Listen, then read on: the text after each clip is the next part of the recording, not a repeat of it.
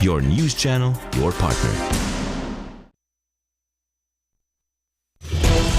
It has given us our very own tree of life, but the coconut industry is feared to be dying a slow and painful death due to the deficiencies or neglect of decades. With the present leadership change at the Philippine Coconut Authority, how can government revive and develop the coconut sector, which sustains millions of Filipino farmers and their families? I'm Linda Humilla. Join us as we go beyond the usual headlines, beyond the usual answers, and take you beyond politics.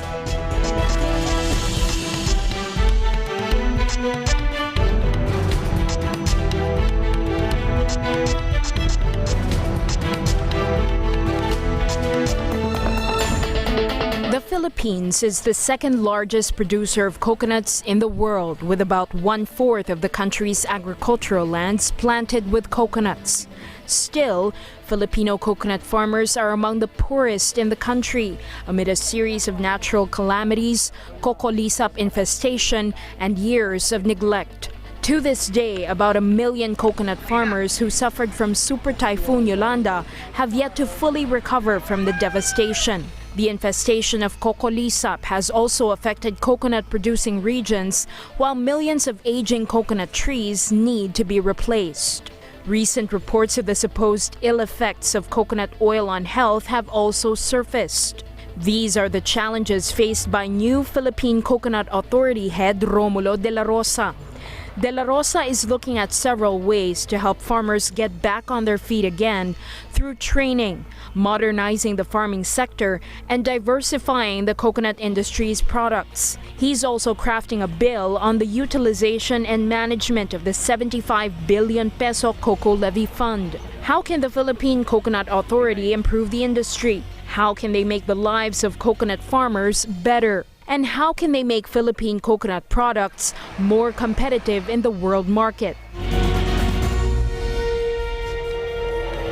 And with us tonight, the new administrator of the Philippine Coconut Authority, Administrator Romulo Dela Rosa. Good evening, sir. Welcome to Beyond Politics. Good evening, Linda, and good evening to all the televiewers out there. Well, thank you for joining us. First of all, of course, new at the PCA, only about a month old. About PCA. a month old. But of course, not a new face in the industry, being one of the advocates. Tell us a little bit how you ended up in PCA. Of course, those who were in government and those who are familiar with the industry early on knew that you were already with the Coco Levy Council that President Erap formed before. Yes. No, actually, all my career has been with the non-governmental organizations. Immediately before my stint as the PCA administrator, I was working with an international donor agency. We are responsible for providing some support to Philippine farmers in general, some for coconut farmers. I was managing the Yolanda rehabilitation program of that organization.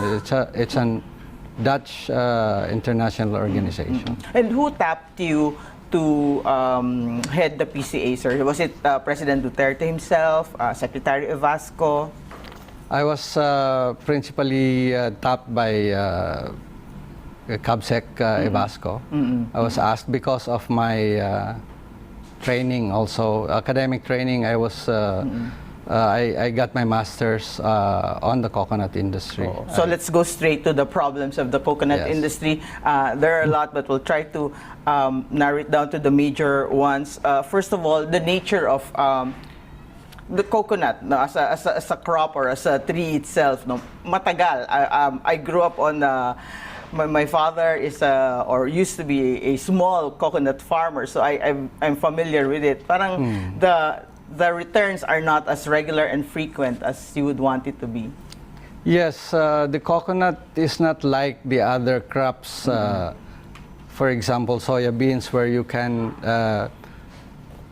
adjust your production in accordance to demand. The coconut is a permanent crop. And it takes years for it to grow and bear fruit. So the gestation period of a coconut farm is quite long.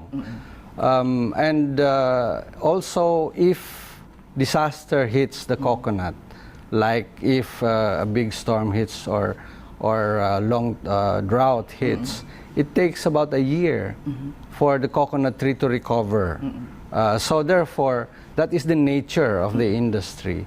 And therefore, it requires that the farmer really takes care of the tree over a long period of time.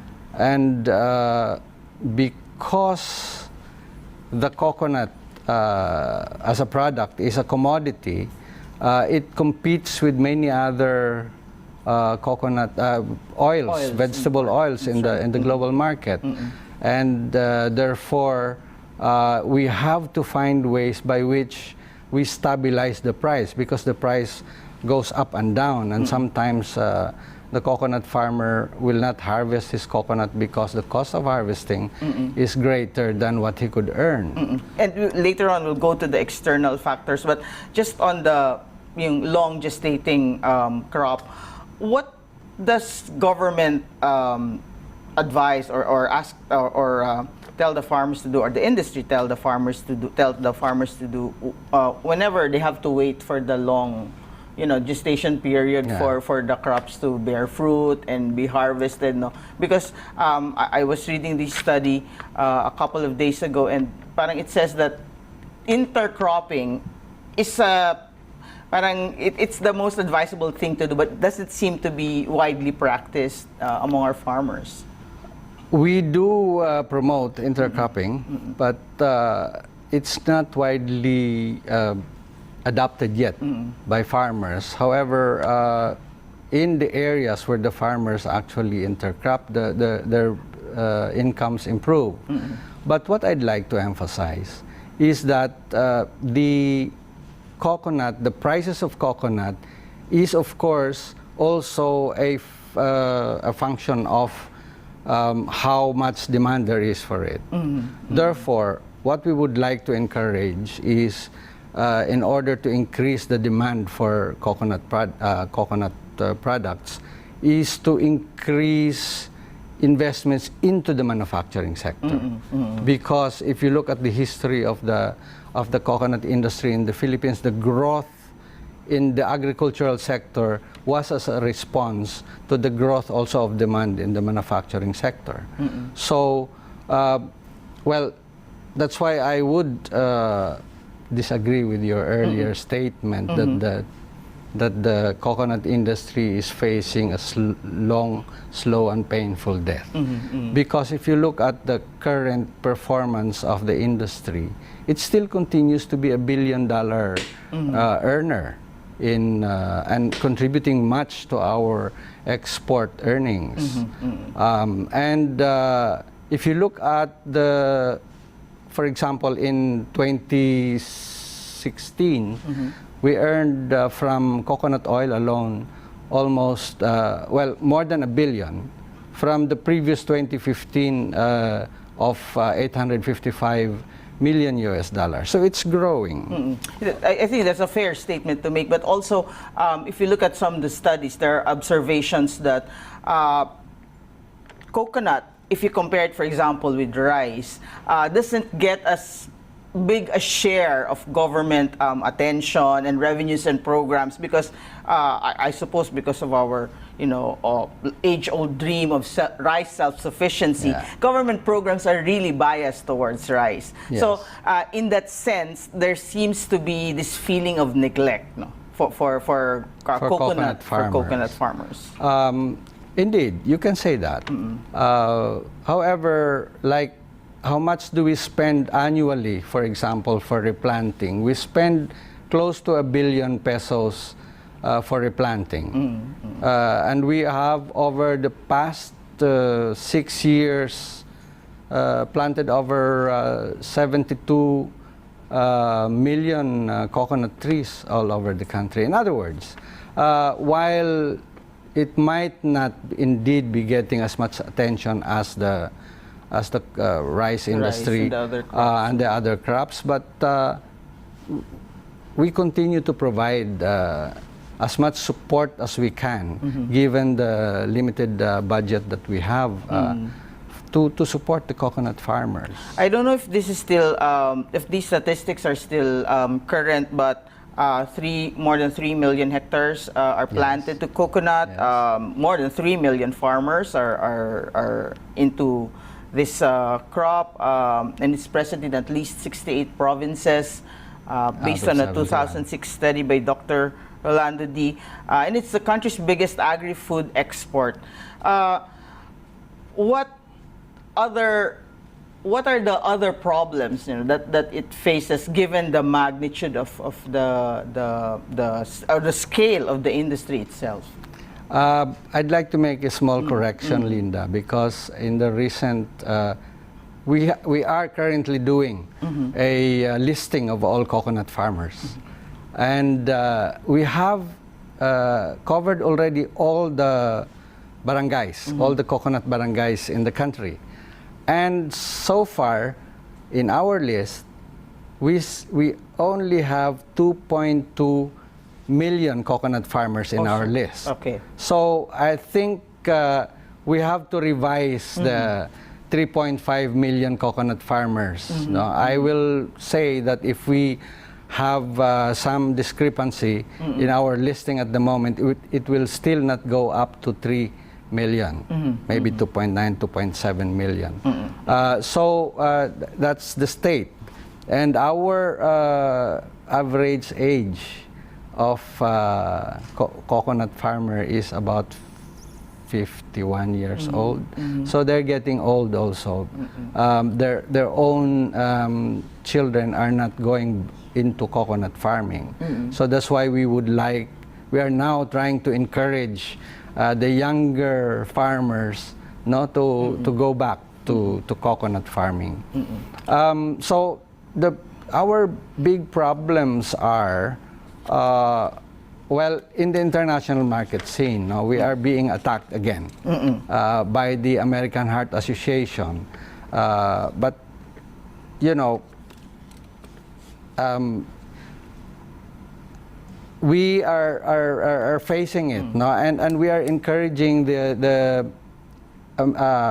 association of the Asia Pacific coconut community, which is composed of 18 countries all over South Asia and Pacific, to band together to face this attack. But for those who are not very familiar about this issue with the American Heart Association, you're referring to coconut oil, which is being how should we put it? Opposed by being interests in the U.S. market, yes. because of the claim or the labeling that it is it's a saturated oil, and therefore is bad for the heart.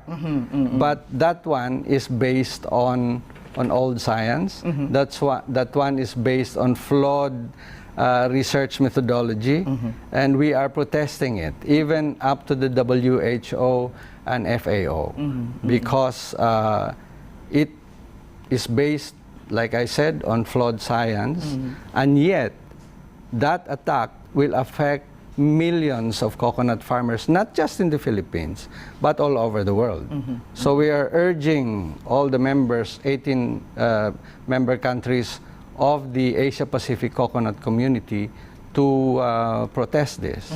And in fact, we have, as an APCC, now we had a meeting last week here in the Philippines, and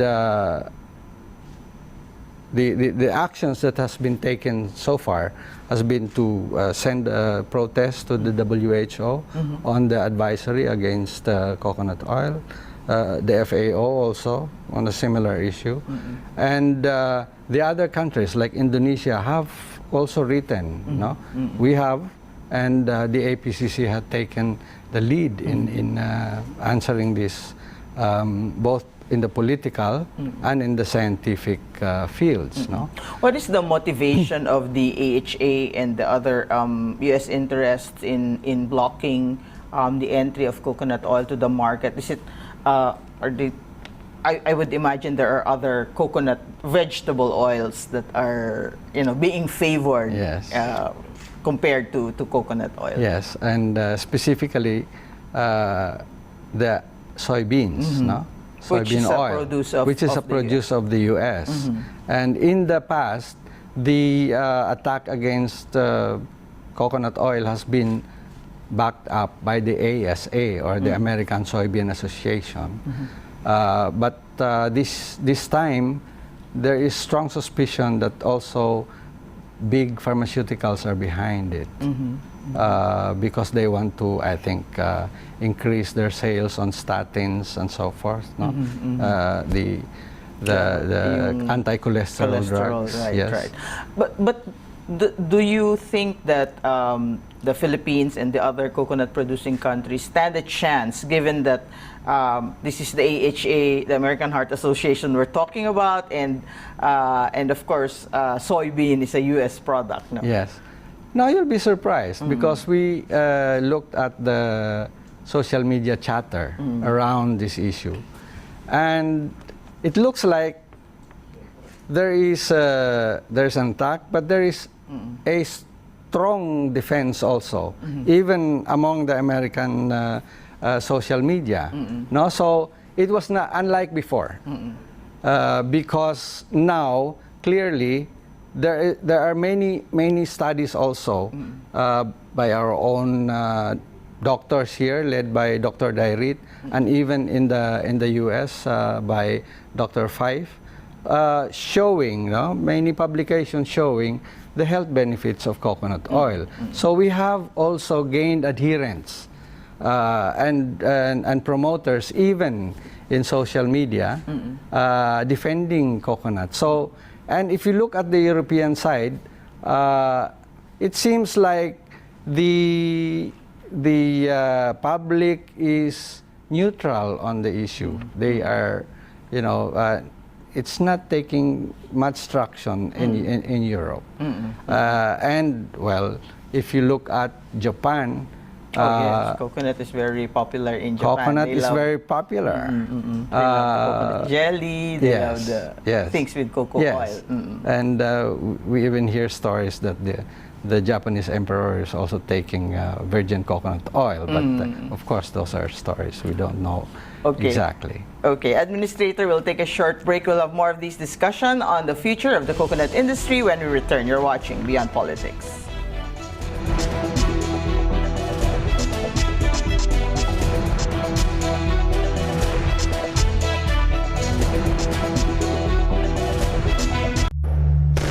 In the midst of chaos, Pinaghirapan natin, tapos masisira lang basta-basta.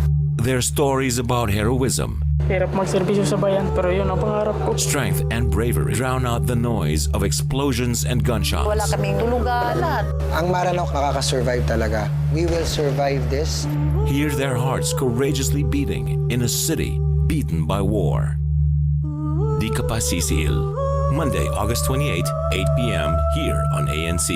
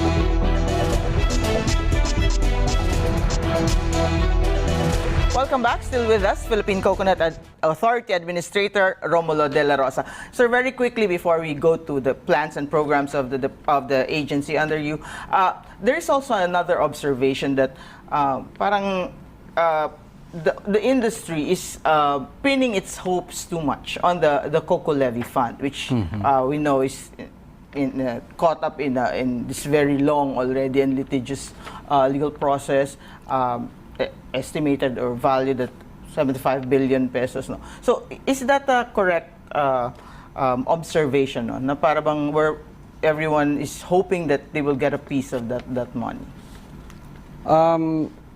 Well, we hope that the law that will govern the utilization and management of the fund will finally be passed this year. The President has listed it as among one of his priority legislation to pass through both houses of Congress. At the moment, Congress, the lower house seems to be moving on it more rapidly than the Senate. Although in the past months, the Senate finished its committee work much earlier than the House. And there is also the move at the level of the executive to try and, well, already unify or reconcile the two versions, because there are differences in the two versions. And we hope that will be carried out in the bicameral committee that will craft the final version of the bill. What is the key provision in the, at least that's probably common between the two bills? Who would administer? Who would be the primary beneficiaries? If the fund is. The primary beneficiaries are, of course, the coconut farmers. The basic guideline is, of course, the Supreme Court decision. It is principally for the coconut farmers, but also for the entire coconut industry, which is just fair, because without the manufacturing side, there is nobody who will buy the coconuts of the farmers. No?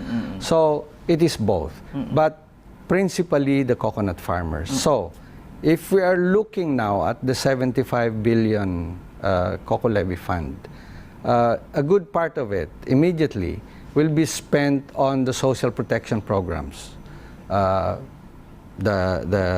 health insurance, the life insurance of the coconut farmers, the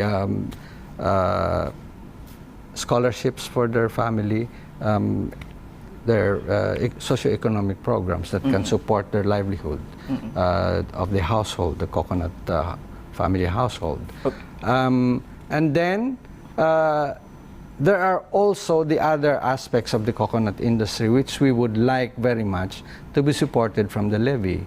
Like we should strengthen the research and development component of the industry, and also increase investments into new products and processes of the Philippine coconut industry. Okay, speaking of plants, you mentioned earlier that the average age of the coconut farmer now is something like 51. Above 50, yes, and not too many of their children are into coconut farming. How do you now plan to entice the next generation, or probably 2 generations below, to take up the reins of coconut farming? One of the, well, we can say that when the coconut industry was labeled as a sunset industry, that was in the 90s already, it kind of sent some signals, no? It jolted the entire industry out of its inertia. And so there were a lot of attempts at developing new products. So you have now, for example, cocoa sugar, which is gaining in the global market because of its low glycemic index. You have now cocoa water, which is also it's growing at double digits a year, annually, and it's very fast. You have other products coming out. So that has also virgin coconut oil, for example, was there. So, and these are growing in the global market. At the same time, it has spawned new enterprise, even at the community level. So, just last week or the other week, I was in Alabat. This was a small island just off the coast of Quezon, and we inaugurated a new coconut sugar plant. And the stories that I hear is that the mananggete, you know the mananggete, no? The one who harvest the coconut. tuba, no? Are earning, you know, the increase in income is a factor of 10. Like before, they would earn something like 1,800 a month. Now, it's increased to 18,000 a month, almost the same as the ordinary government worker. So, it has brought new hope. It has brought new energy into the coconut industry, and we are witnessing, no, the growth of many small sugar, coconut sugar plants all over the country, and as a result of which there are more people who are employed. It generates employment and increases the income of the coconut household. So these are the types of the industries and enterprise that we would like to encourage among the coconut farmers. So the mananggetes that I saw in Alabat, for example, were younger people already. No? So because of these new industries that are coming up, then more people are also encouraged to go back into coconut farming. Finally, before we end, Administrator, how do you encourage more investments into those new coconut industries that are expected to give a boost and probably change totally the landscape of the coconut industry in terms of new products? Because you said you need investments, no, into these new industries. One of the areas of growth in the coconut industry now is cocoa water. You know, and this is exciting because the coconut water utilization and the plants that bottle the coconut water are also horizontally integrated.